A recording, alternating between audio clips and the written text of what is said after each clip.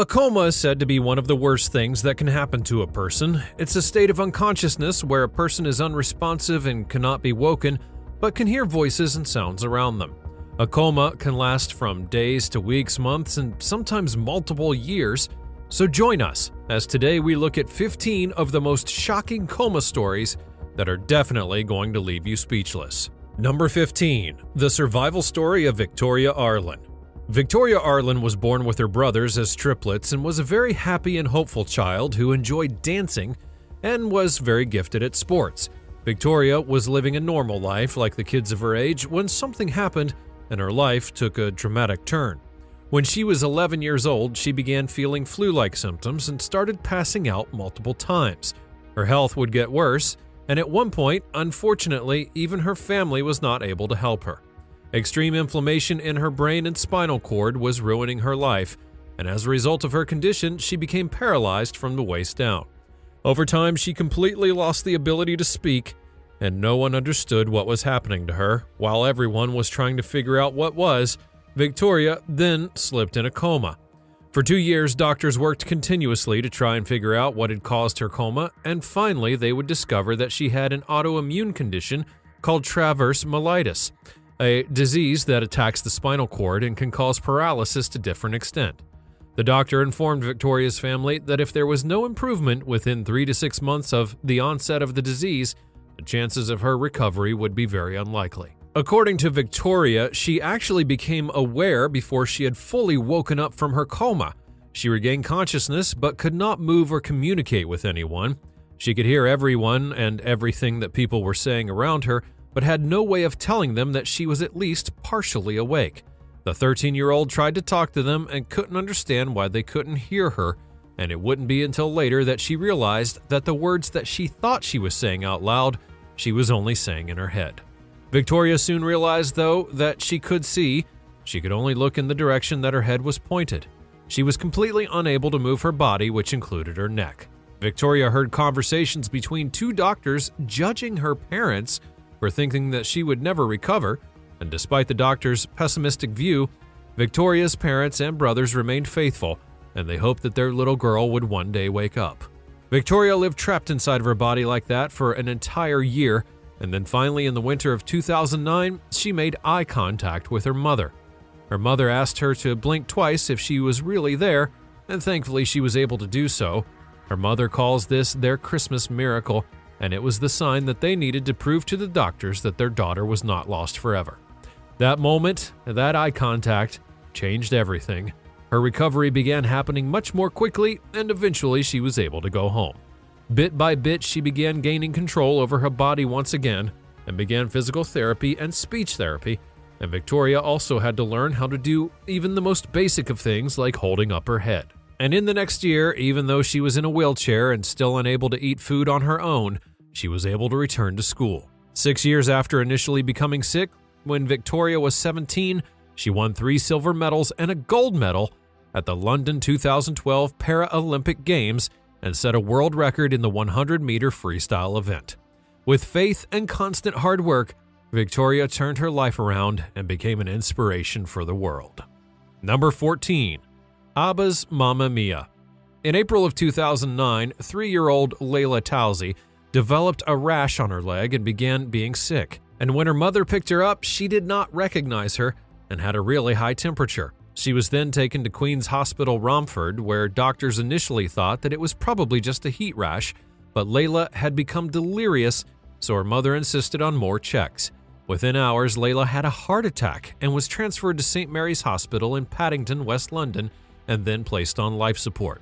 Before she was even in the ambulance, her family was told to kiss her goodbye, which was an awful moment for her loved ones. Layla would be diagnosed with meningitis B and another thing, and then spent 5 days in a coma in intensive care. While doctors didn't have much hope for the young girl, her mother was preparing herself to keep her on life support in order to keep her breathing. But everyone was surprised when Layla then began singing Mamma Mia, having seen the film starring Meryl Streep.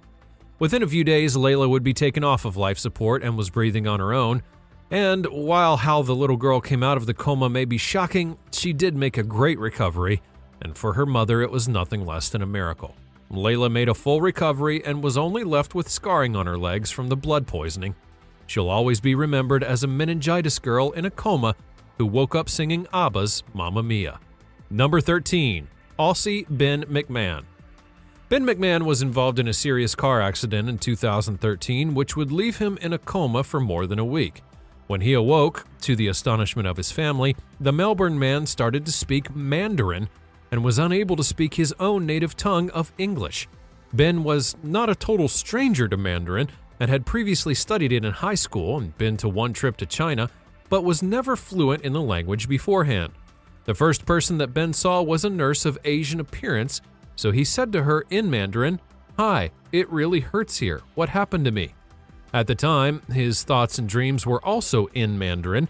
English was like a foreign language to him, and his parents even considered learning the Asian language to be able to communicate with their son. Now, while it's not fully understood what happened to Ben during the injury, one possibility is that the area of Ben's brain where he learned his native language was damaged, but the area where he learned the second language was not. This meant that access to his additional language was better than to his own native tongue. It was reported in the media that he later wrote a note to a nurse in Mandarin saying, "I love my mom, I love my dad, I will recover."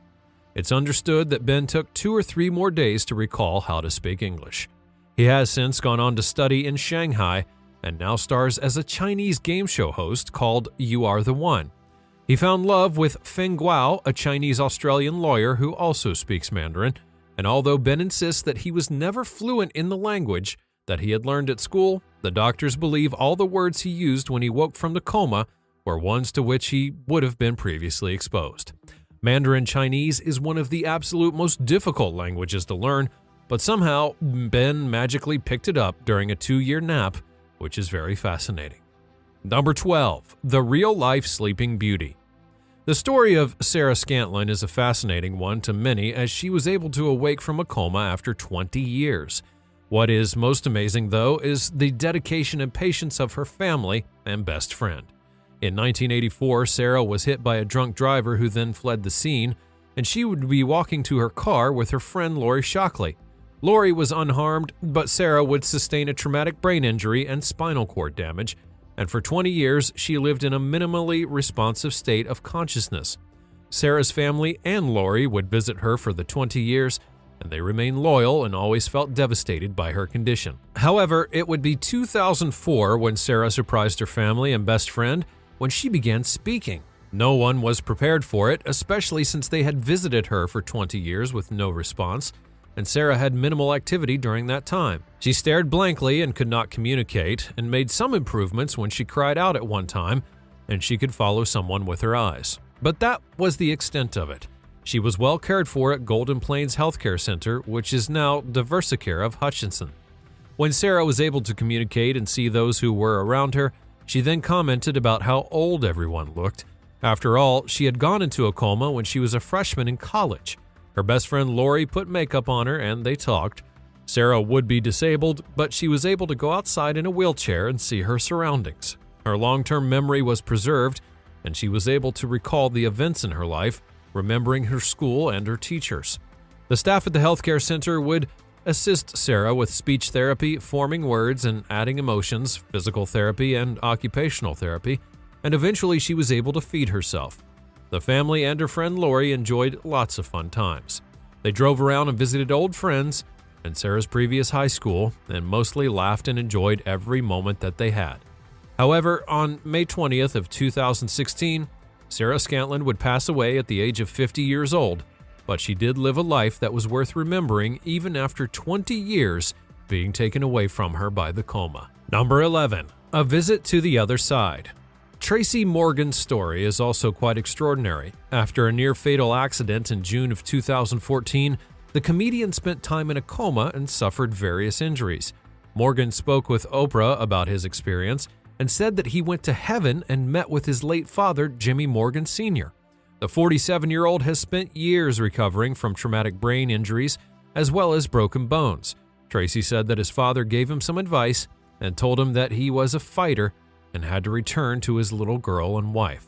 Maven was just a newborn when Morgan nearly died in a truck crash that placed him in a 2-week coma and took the life of his friend, fellow comic James McNair. His baby girl gave him a reason to fight for his life while he was in critical condition, and because of the motivation to see her again, Morgan was able to fight death.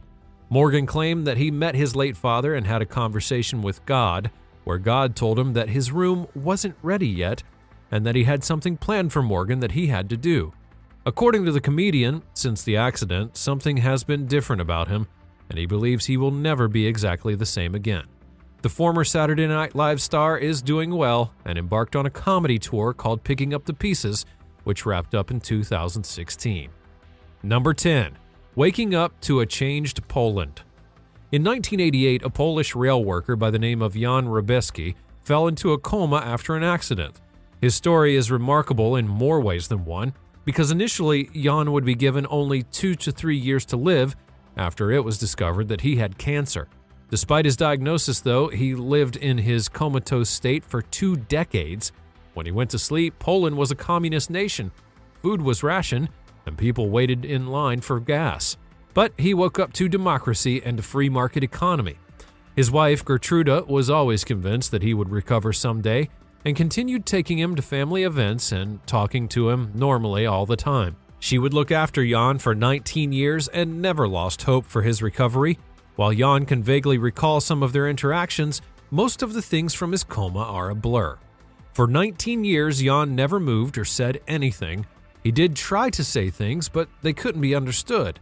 So sometimes his family and friends just pretended that they understood him. When Jan woke up, he was amazed to see the colorful streets and all of the goods, and according to him, the world was a much prettier place now that it was 19 years later, after Poland had still been under communist rule. Doctors had not expected him to survive, let alone emerge from the coma, but with the hopes and prayers of his wife, he did, and he woke up to have 11 grandchildren and conditions of his country far better than they were when he went to sleep. Number 9. Birth during a coma. Emma Miners was 23 years old when she would be rushed to the hospital after falling unconscious with pneumonia and suffering 2 strokes. 2 weeks into the coma, she began to go into labor prematurely at 29 weeks. Nurses would carry out a routine examination of Miners and noticed that she was actually delivering a child. When Emma woke up a month later, she discovered that she had given birth to a beautiful baby girl. When I woke up from my coma, the nurses kept showing me photographs of this baby girl, and I had no idea who she was. Miners had no recollection of being pregnant, though she remembered being married and having a son. Nurses at the hospital didn't even realize that she was in labor until the baby's head emerged. Her daughter, Amy, was a miracle baby who weighed only 3.5 pounds, and it's amazing to think how Amy came into the world even when she was unconscious because her body knew what to do. She would love to be able to remember giving birth, but she's just grateful that they're both alive and healthy now. According to a spokesperson for the Colchester General Hospital, it's extremely unusual for a woman in Emma's circumstances to deliver normally without the need of a cesarean section. However, Emma delivered a beautiful baby girl while she was unconscious, and both the mother and daughter survived. Number 8. Frat Party Knockout. 19-year-old collegiate beauty Emily Rand of Rutgers University landed in a coma during a frat party. I mean, who knew that partying was such a dangerous sport? According to eyewitnesses, Emily threw the first punch, and a male partygoer retaliated. When he punched Emily, she fell to the ground, hitting her head, and it would all be caught on Snapchat. Miss Rand suffered a concussion, a fractured skull, and a brain bleed, eventually leading to a coma. Friends of Emily would say that the males were calling them obscene names and that their friend went to defend them, and after investigating the video, police decided not to file charges, stating that both parties had some responsibility for the injury. After having surgery to relieve the pressure on her brain and being in the hospital and rehab center, Emily made a full recovery, but this was something very sad that happened to the young girl. Number 7. The Addicted 3-Year-Old. A Chinese 3-year-old by the name of Ya Wen was in a horrific traffic accident. The toddler would spend 5 days in a coma after being hit by a speeding van. When she woke up, her mother said that her personality was dramatically different and that she had actually began acting like an adult. Her mother caught her hiding in the bathroom, smoking her father's cigarettes. She had seen cigarette butts in the toilet but assumed that they belonged to her husband. A local store owner began giving the toddler cigarettes on credit, assuming that she wanted them for her father.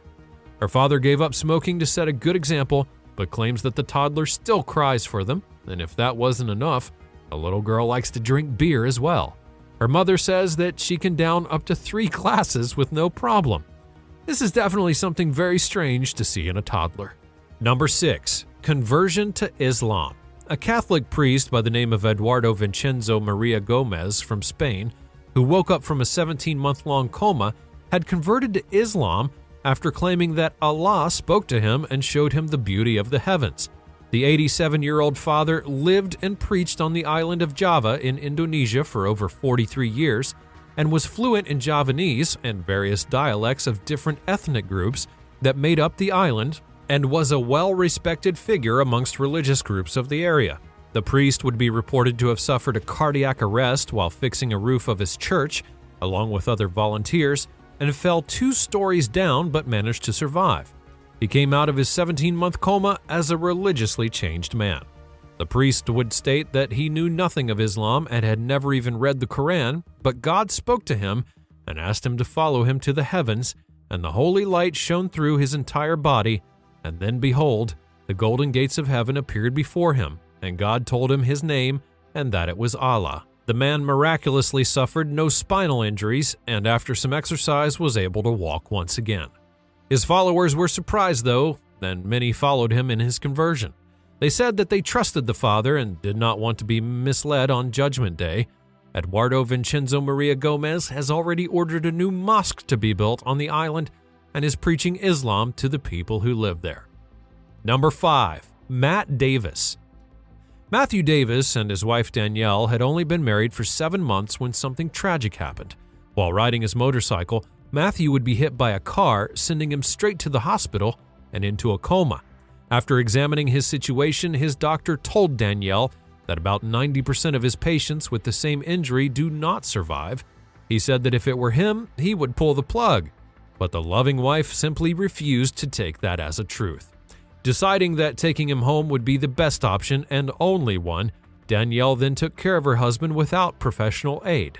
However, she never gave up, and after 3 months, her prayers were answered when Matthew woke up from his coma. It would be bittersweet for Danielle, however.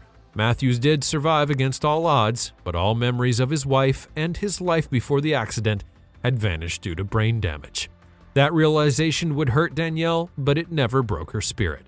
Danielle was 24 years old at the time of the accident. She and Matt had began dating when he was 23, just 2 months before their wedding. When the hospital had sent Matt home, Danielle then took care of her husband. She moved back into her mother's house, and they helped to care for Matt, who remained in a coma for 3 months. After he woke up, he started following them with his eyes and then began communicating. Matt has made amazing progress in the time that has passed since the accident. He was in a rehabilitation program where he learned how to walk again, but he struggled to regain his long-term memory and was unable to remember Danielle from before the crash.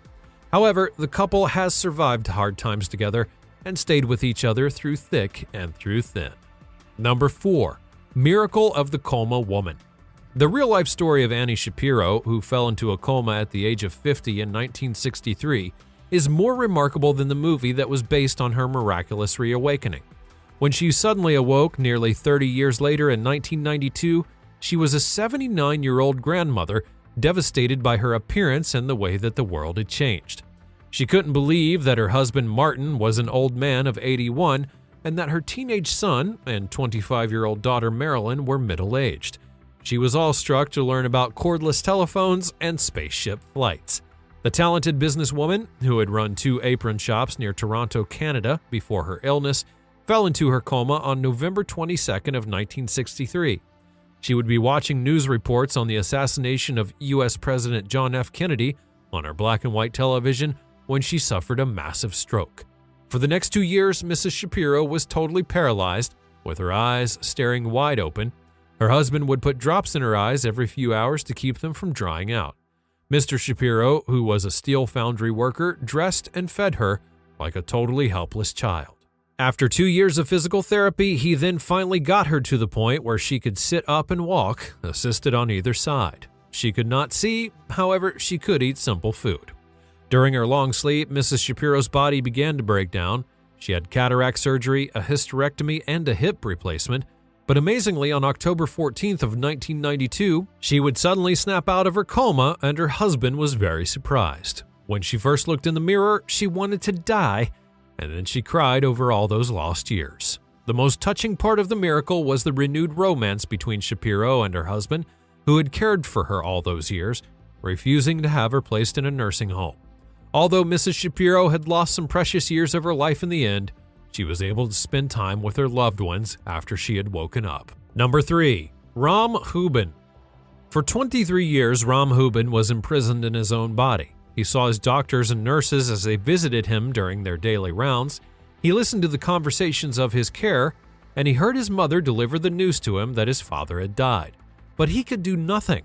He was unable to communicate with doctors or family, and could not even move his head or weep. He could just simply lay there and listen.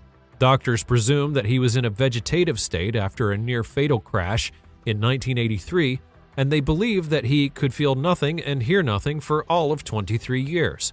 Then a neurologist by the name of Stephen Lories decided to take a radical look at the state of diagnosed coma patients and release him from his torture.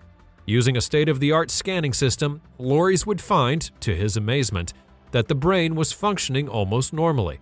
With the help of therapy, Ram then learned to communicate via a computer, and the discovery of Mr. Hubin's consciousness led doctors to re-examine over a dozen patients who could be suffering the same fate and then could be helped.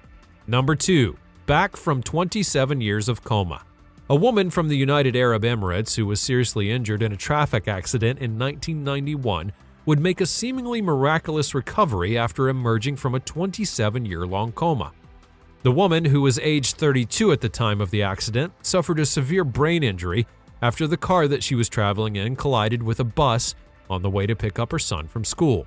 Omar Weber, who was then just 4 years old, would be sitting in the back of the vehicle with her, but was left unscathed as his mother cradled him in her arms moments before the accident. She was declared to be in a vegetative state, unresponsive but able to sense pain, and she lived and moved to various medical facilities with her son and was fed through a tube that kept her alive. She underwent physiotherapy to ensure her muscles would not weaken through lack of movement. Then, in 2017, her family was offered a grant by the Crown Prince's Court, a government body in Abu Dhabi, for Miss Abdullah to be transferred to Germany. There, she would undergo a number of surgeries to correct her severely shortened arm and leg muscles, and was given medication to improve her state, which included her wakefulness. While everyone was hopeless, her son, however, was not. He would pray night and day for her recovery, and there are only a few cases of people recovering consciousness after several years, and even then it can be protracted. However, Miss Abdullah made it out safely and then was reunited with her son. Number 1. Martin Pistorius.